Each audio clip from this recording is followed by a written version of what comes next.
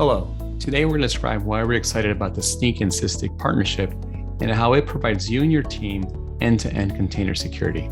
I'll start by showing an image that highlights the integration, and then it's followed by a demonstration. In this picture, I show you the nature of the Snyk and Sysdig partnership and how we provide complete container security. On the left, I show you how development teams are creating software and container images. On the right side, I show you how Sysdig is integrated into your production environments to provide insight for your runtime environments. Next, I'll show you a demonstration highlighting the results. In this view, we see a screen that's familiar to users of Snyk. This is a collection of projects already filtered down by name to Snyk Juice Shop.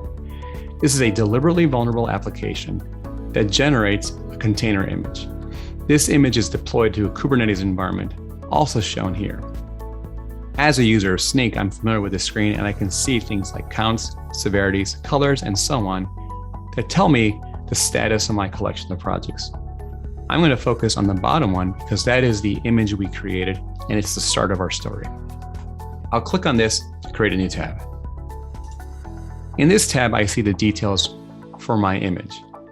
As a team, we've used a base image of Node 1218 Buster, and the running environment contains this image with 582 vulnerabilities.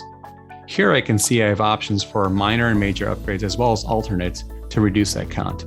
For a bunch of reasons that are specific to me, my team had to deliver this software today, and I'm concerned about my production environment and what this 582 means. This is where Sysdig comes in. I'll go back to the main screen. I'll next click into the top line, which shows us the status of our Kubernetes environment. The runtime information is shown here.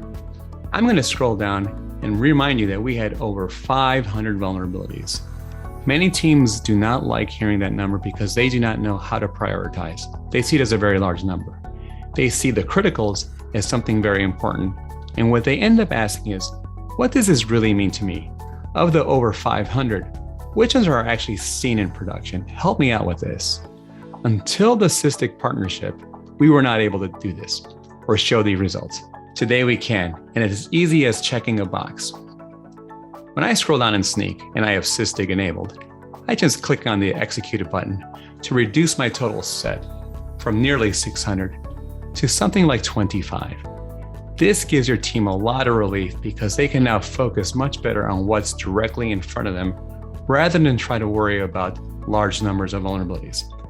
Scrolling up, we see the details sorted in priority order, and this is where your team can say to themselves, I now have information, I can prioritize, and I can do the right thing, knowing that this is what we see in production. This simple demonstration is meant to highlight how Snyk and Sysdig have partnered to give your teams more time back, so they can focus on delivering great software and addressing the vulnerabilities that are most directly related to them. Thank you for your time. We look forward to hearing from you soon.